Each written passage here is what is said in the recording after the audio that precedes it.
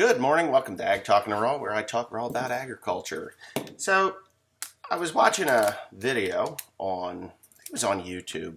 Now, I got up early this morning, went back to sleep because I'm a little bit tired. Doing a lot of stressful things like book work.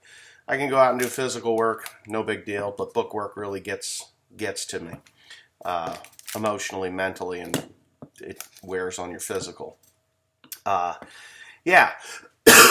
So we've been told that it is going to be a very tight year going into, the 2024 growing season, where corn is, almost or at below cost to produce, which has forced me to do some things that or purchase some, do purchases and make decisions that are going to shave that input cost even more.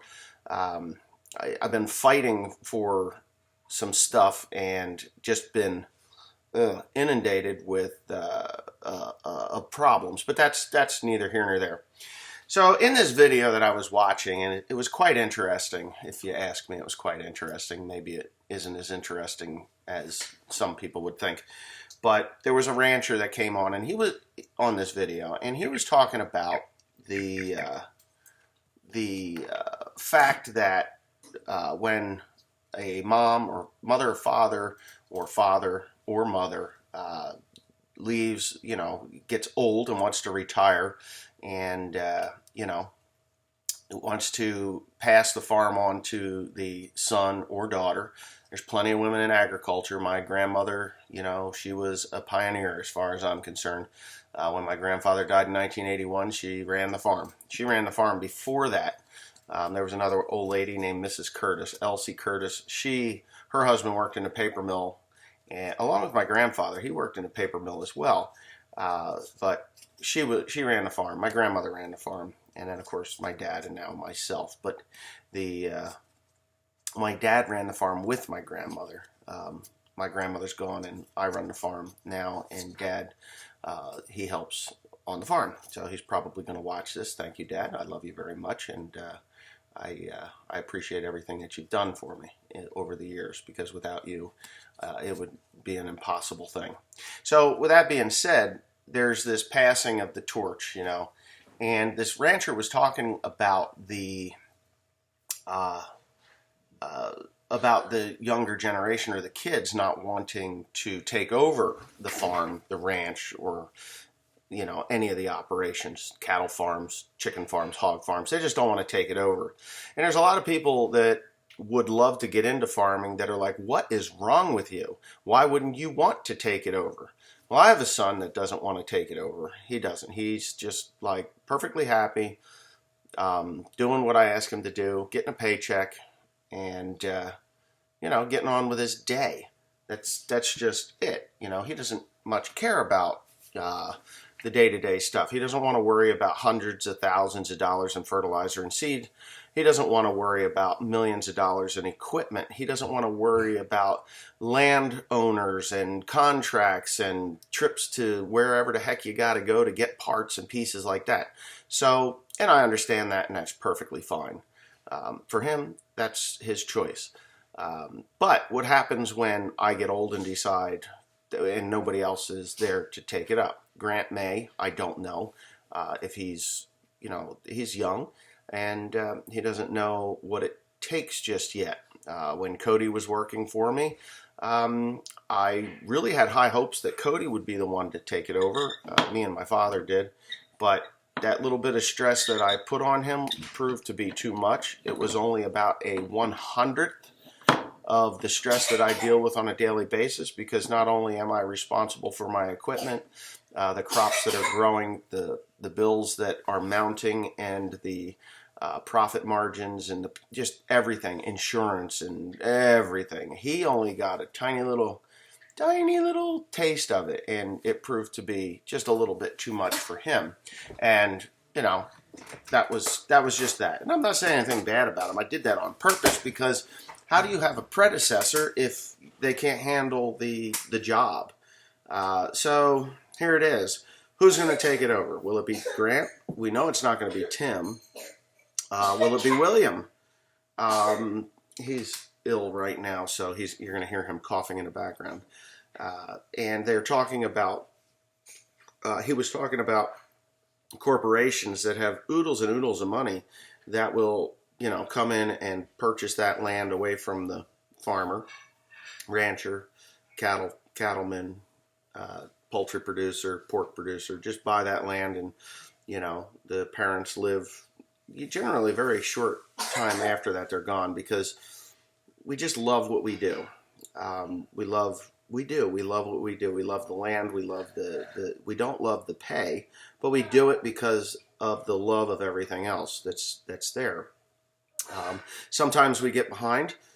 Sometimes, very rarely, we get ahead, because usually when we get ahead, that's time to update and upgrade equipment.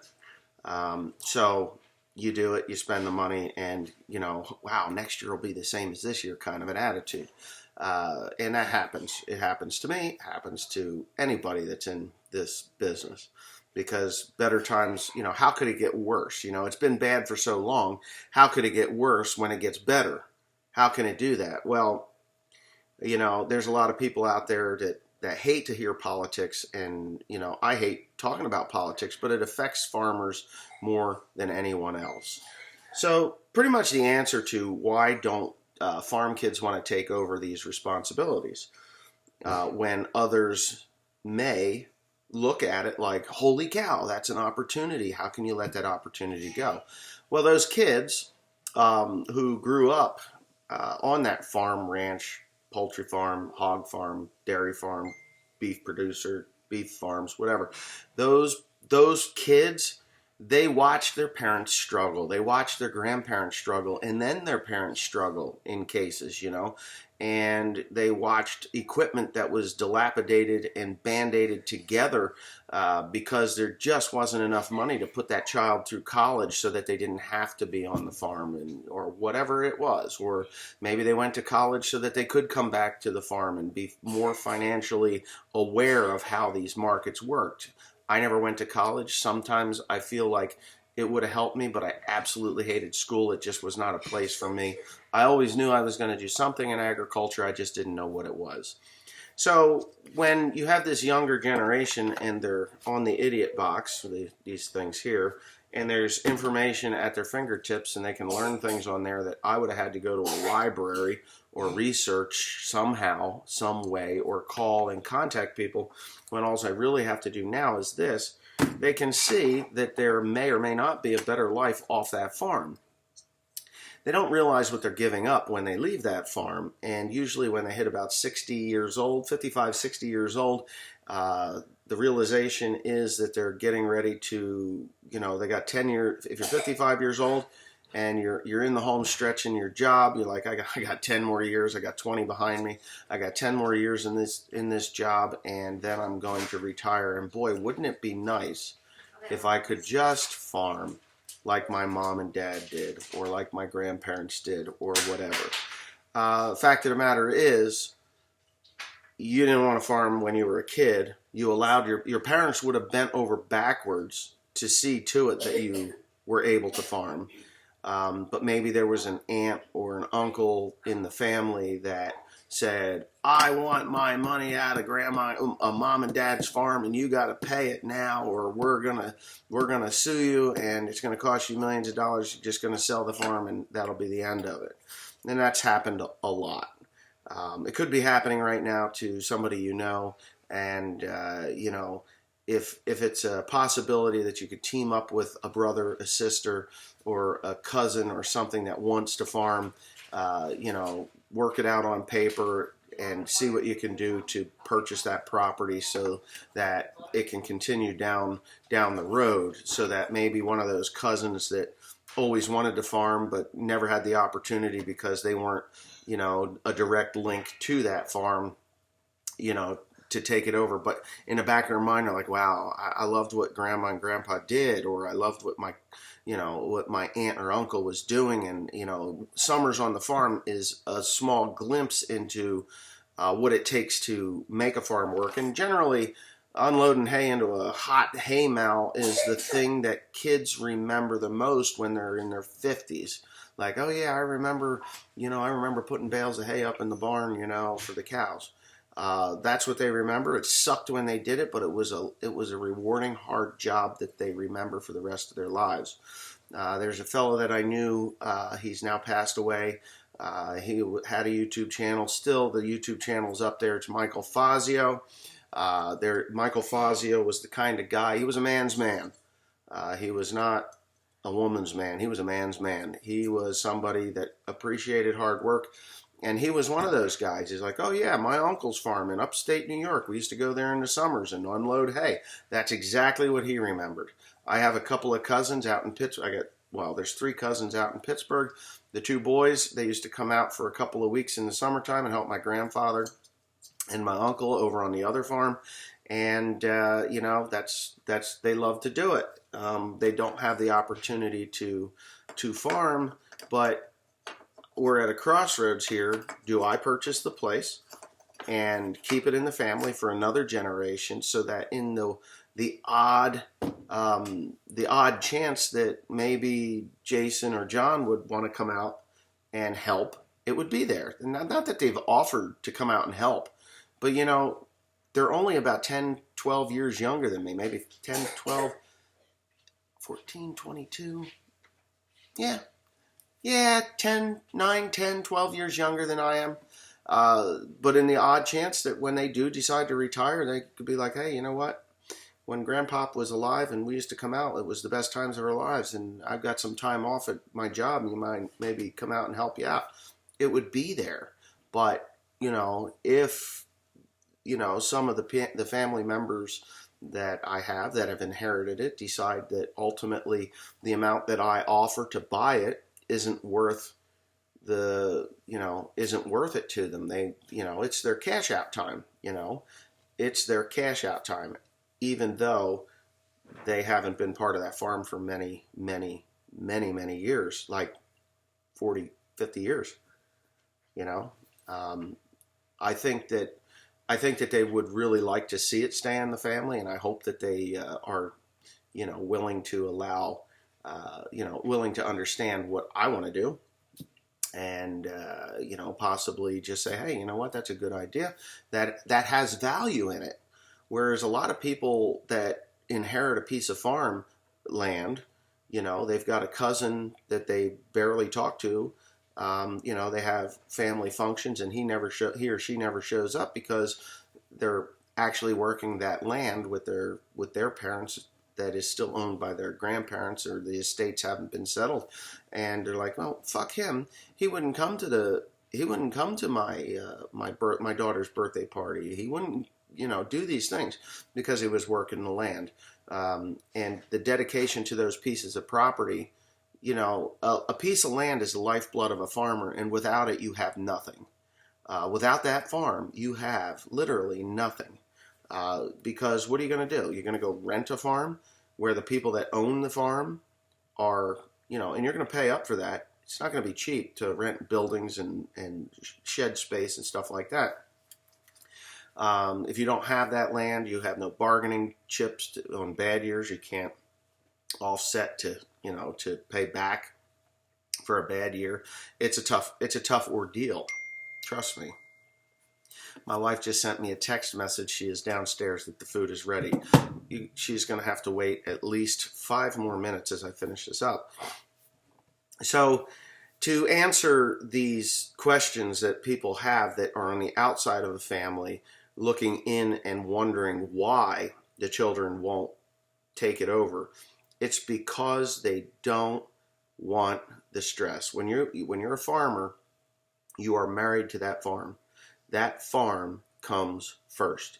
It comes first over weddings. It comes first. We always manage the funerals, but it comes first over birthday parties, weddings, 4th of July picnics. Some farm depends on the farm. If you're strictly a grain farm, you once that grain is in, if there's no major emergencies like recovery spraying, to take out weeds that popped up when you were taking that slumber after you got that planted, then sure, they'll go. But a dairy farmer, beef farmer, poultry farmers, hog farmers, goat farmers, those animals are your life. Whether you like it or not, you can't take a 3-week vacation. As much as we would love to take a 3-week vacation with animals, you can't, because in this area, there's no one qualified enough to take care of a dairy farm, to take care of those beef cows, to take care of those goats or those sheep or those chickens or those hogs. They're just not there. And they're not going to care for your animals the way you would. And when you're on that vacation, whether it's a week, 2 weeks, 3 weeks, whatever it is, while you're out and you're on that vacation, you're not relaxing. You're not unwinding. You're not purging all that stress like you're supposed to be. You're worrying about your animals.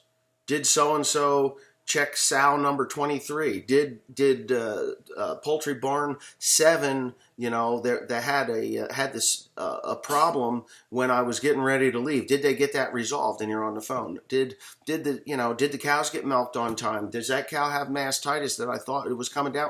All these things. So yeah, and then that's what the kids are watching. That's what they're looking at. They may or may not have the same love for what you do as you do.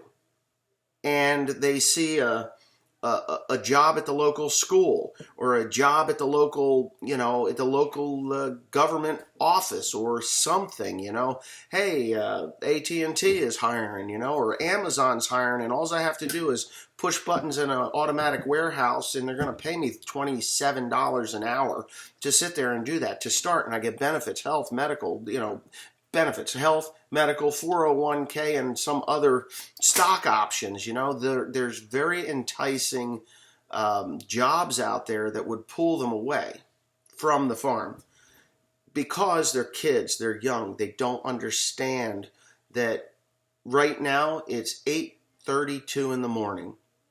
My wife, who works on the farm and does a lot of stuff for the farm, mostly in the summertime, but the behind the scenes stuff that nobody sees, is down there right now. She made me breakfast at 8:32 in the morning. We've discussed things that's going to go on during the day. She can come to my job at any time, come to the farm at any time. Those kids that are enticed, you give up those freedoms.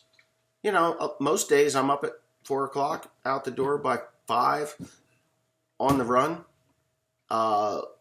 If I'm taking loads of hay, I'm up at 3, out the door by 4, so I beat the traffic. And then I'm back by 10:30, 11 o'clock in the morning. That's how that goes. And then I can take a nap if I want to when I get back. Those freedoms is what you trade off, right? So yeah, the profit margins are thin. It takes skill to do this. No Joe Schmo jackass from the local town that watched me drive up and down the road with a tractor pulling spreaders and corn planters and combines and whatever I've done, sprayers, is going to step into your shoes and be successful.